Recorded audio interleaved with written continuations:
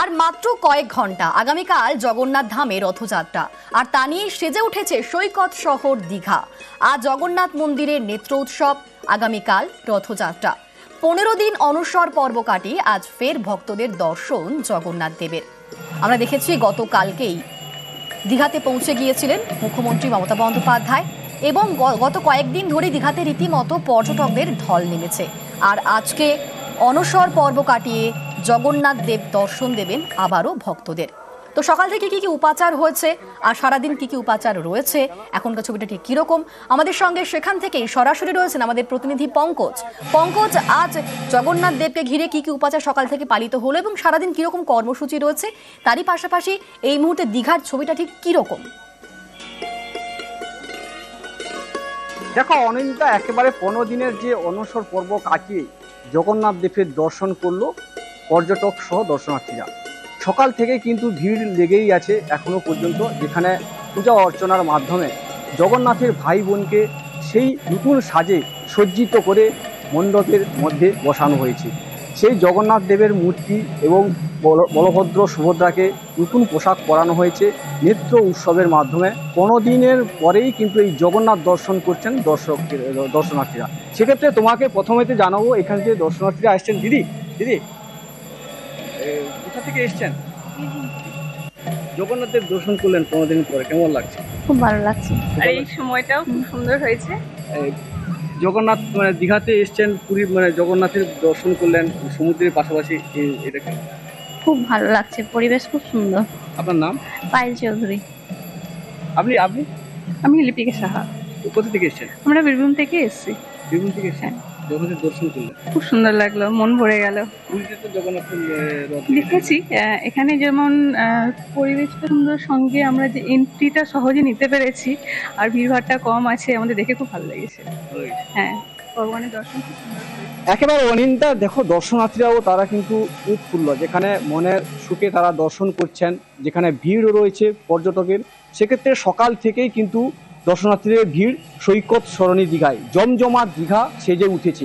একেবারে যে পূজা অর্চনা রয়েছে, কাল সকাল থেকে কিন্তু যেখানে রথের রশ্মি পুজো হবে, তারপরে কিন্তু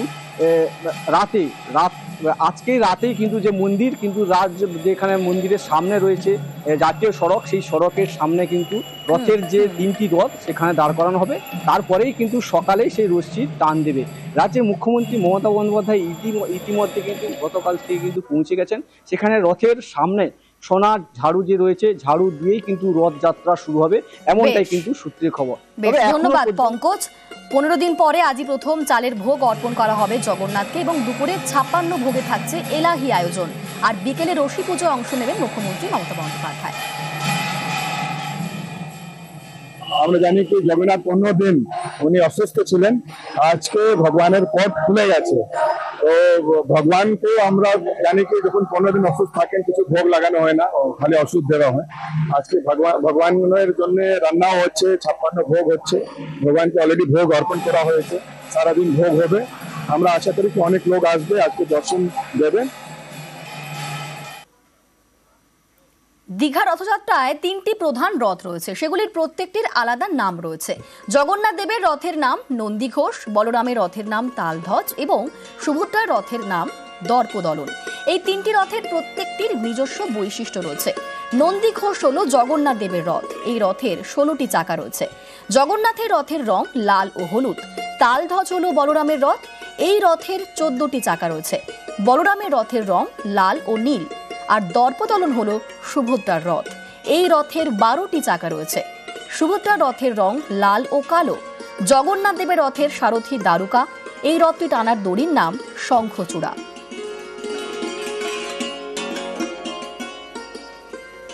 কালকে রথযাত্রা রয়েছে, কালকে ভারী সংখ্যায় লোক আসবে। আমরা সবাই প্রস্তুত হচ্ছে যে ভগবানের রথযাত্রা খুব ভালোভাবে কেটে যায়। কালকে সকালে 10টা দিকে পাণ্ডি বিজয় হবে, ভগবানকে একজনকে আমরা নিয়ে যাব, রথে বসানো হবে। আজকে রাত্রি বেলায় 3টে রথ আমরা রাজপথে 9টা পরে প্রেস করে দেব। কালকে সকালে 10টার সময় পাণ্ডি বিজয় হবে, ভগবান বসবেন রথে। তারপরে সবাই ভগবানকে মন্দিরে দর্শন করতে পারবে, আর যে কাঠের বিগ্রহ যে রথে থাকবেন জগন্নাথকে ওখানেও দর্শন করতে পারবে। সৈকত শহর দীঘায় রথযাত্রা ঘিরে এখন সাজো সাজো রব সেজে উঠছে জগন্নাথ দেবের মাসির বাড়িও। রথ যেখানে গিয়ে পৌঁছবে, দীঘার জগন্নাথ ঘাট সমুদ্র তীরের পাশের পুরনো জগন্নাথ মন্দির লাগোয়া সেই মাসির বাড়ির মন্দিরের কাজও একেবারে শেষের পথে, চলছে শেষ মুহূর্তের প্রস্তুতি।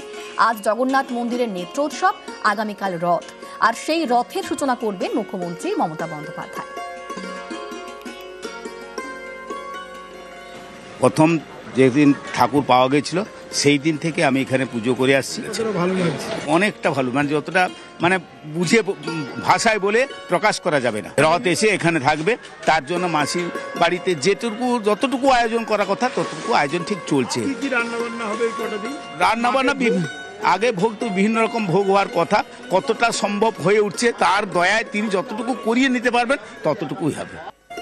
আর মাত্র কয়েক ঘন্টা, আগামীকাল জগন্নাথ ধামে রথযাত্রা, আর তা নিয়ে সেজে উঠেছে সৈকত শহর দীঘা। আজ জগন্নাথ মন্দিরের নেত্রোৎসব, আগামীকাল রথযাত্রা। 15 দিন অনশর পর্ব কাটিয়ে আজ ফের ভক্তদের দর্শন জগন্নাথ দেবের। আমরা দেখেছি গতকালকেই দীঘাতে পৌঁছে গিয়েছিলেন মুখ্যমন্ত্রী মমতা বন্দ্যোপাধ্যায়, এবং গত কয়েকদিন ধরে দীঘাতে রীতিমতো পর্যটকদের ঢল নেমেছে।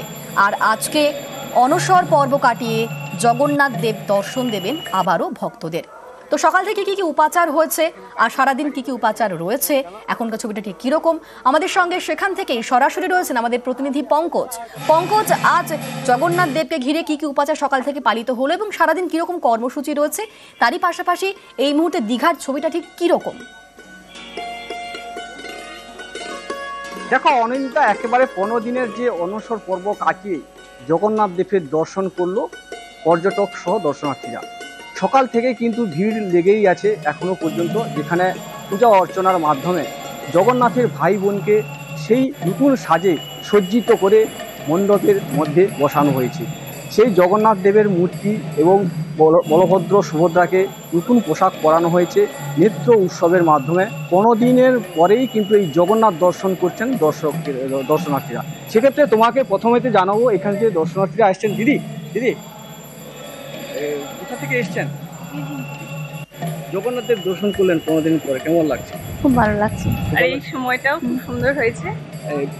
জগন্নাথ মানে দীঘাতে এসছেন, পুরী মানে জগন্নাথের দর্শন করলেন সমুদ্রের পাশাপাশি, এটা খুব ভালো লাগছে, পরিবেশ খুব সুন্দর। আপনার নাম? পায়েল চৌধুরী। আপনি আমি লিপিকা সাহা। কোথা থেকে এসছেন? আমরা বীরভূম থেকে এসেছি। বীরভূম থেকে এসছেন, জগন্নাথের দর্শন করলেন, খুব সুন্দর লাগলো, মন ভরে গেল। পুরীতে তো জগন্নাথের রথ দেখেছি এখানে যেমন পরিবেশটা সুন্দর, সঙ্গে আমরা যে এন্ট্রিটা সহজে নিতে পেরেছি, আর ভিড়ভাড়টা কম আছে, আমাদের দেখে খুব ভালো লেগেছে। হ্যাঁ, ভগবানের দর্শন খুব সুন্দর হয়েছে। একেবারে অনিন্দিতা, দেখো দর্শনার্থীরাও তারা কিন্তু উৎফুল্ল, যেখানে মনের সুখে তারা দর্শন করছেন, যেখানে ভিড় রয়েছে পর্যটকের। সেক্ষেত্রে সকাল থেকেই কিন্তু দর্শনার্থীদের ভিড় সৈকত সরণি দীঘায় জমজমাট দীঘা সেজে উঠেছে। একেবারে যে পূজা অর্চনা রয়েছে, কাল সকাল থেকে কিন্তু যেখানে রথের রশ্মি পুজো হবে, তারপরে কিন্তু আজকেই রাতেই কিন্তু যে মন্দির কিন্তু যেখানে মন্দিরের সামনে রয়েছে জাতীয় সড়ক, সেই সড়কের সামনে কিন্তু রথের যে 3টি রথ সেখানে দাঁড় করানো হবে। তারপরেই কিন্তু সকালেই সেই রশ্মি টান দেবে। রাজ্যের মুখ্যমন্ত্রী মমতা বন্দ্যোপাধ্যায় ইতিমধ্যে কিন্তু গতকাল থেকে কিন্তু পৌঁছে গেছেন। সেখানে রথের সামনে সোনার ঝাড়ু যে রয়েছে, ঝাড়ু দিয়েই কিন্তু রথযাত্রা শুরু হবে, এমনটাই কিন্তু সূত্রের খবর। ধন্যবাদ পঙ্কজ। 15 দিন পরে আজই প্রথম চালের ভোগ অর্পণ করা হবে জগন্নাথকে, এবং দুপুরে 56 ভোগে থাকছে এলাহি আয়োজন, আর বিকেলে রশি পুজোয় অংশ নেবেন মুখ্যমন্ত্রী মমতা বন্দ্যোপাধ্যায়। আমরা জানি কি জগন্নাথ 15 দিন উনি অসুস্থ ছিলেন, আজকে ভগবানের পথ খুলে গেছে। তো ভগবানকে আমরা জানি কি যখন 15 দিন অসুস্থ থাকেন কিছু ভোগ লাগানো হয় না, খালি ওষুধ দেওয়া হয়।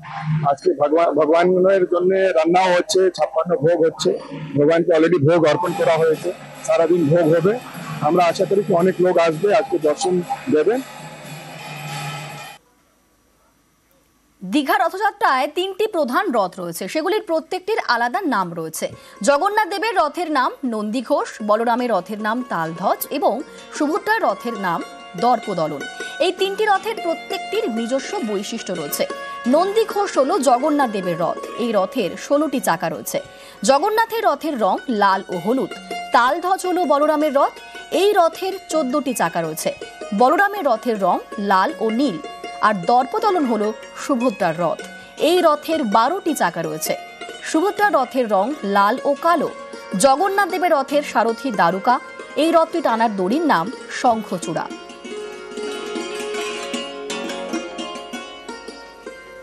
কালকে রথযাত্রা রয়েছে, কালকে ভারী সংখ্যায় লোক আসবে। আমরা সবাই প্রস্তুত হচ্ছে যে ভগবানের রথযাত্রা খুব ভালোভাবে কেটে যায়। কালকে সকালে 10টা দিকে পাণ্ডি বিজয় হবে, ভগবানকে এক একজনকে আমরা নিয়ে যাব, রথে বসানো হবে। আজকে রাত্রি বেলায় 3টে রথ আমরা রাজপথে 9টা পরে প্লেস করে দেব। কালকে সকালে 10টার সময় পাণ্ডি বিজয় হবে, ভগবান বসবেন রথে। তারপরে সবাই ভগবানকে মন্দিরে দর্শন করতে পারবে, আর যে কাঠের বিগ্রহ যে রথে থাকবেন জগন্নাথকে ওখানেই দর্শন করতে পারবে। সৈকত শহর দীঘায় রথযাত্রা ঘিরে এখন সাজো সাজো রথ সেজে উঠছে জগন্নাথ দেবের মাসির বাড়িও। রথ যেখানে গিয়ে পৌঁছবে, দীঘার জগন্নাথ ঘাট সমুদ্র তীরের পাশের পুরনো জগন্নাথ মন্দির লাগোয়া সেই মাসির বাড়ির মন্দিরের কাজও একেবারে শেষের পথে। চলছে শেষ মুহূর্তের প্রস্তুতি। আজ জগন্নাথ মন্দিরের নেত্রোৎসব, আগামীকাল রথ, আর সেই রথের সূচনা করবেন মুখ্যমন্ত্রী মমতা বন্দ্যোপাধ্যায়। প্রথম যেদিন ঠাকুর পাওয়া গেছিল সেই দিন থেকে আমি এখানে পুজো করে আসছি। অনেকটা ভালো, মানে যতটা মানে বুঝে ভাষায় বলে প্রকাশ করা যাবে না। রথ এসে এখানে থাকবে, তার জন্য মাসির বাড়িতে যতটুকু আয়োজন করার কথা ততটুকু আয়োজন ঠিক চলছে। রান্নাবান্না আগে ভোগ তো বিভিন্ন রকম ভোগ হওয়ার কথা, কতটা সম্ভব হয়ে উঠছে তার দয়ায় তিনি যতটুকু করিয়ে নিতে পারবেন ততটুকুই হবে।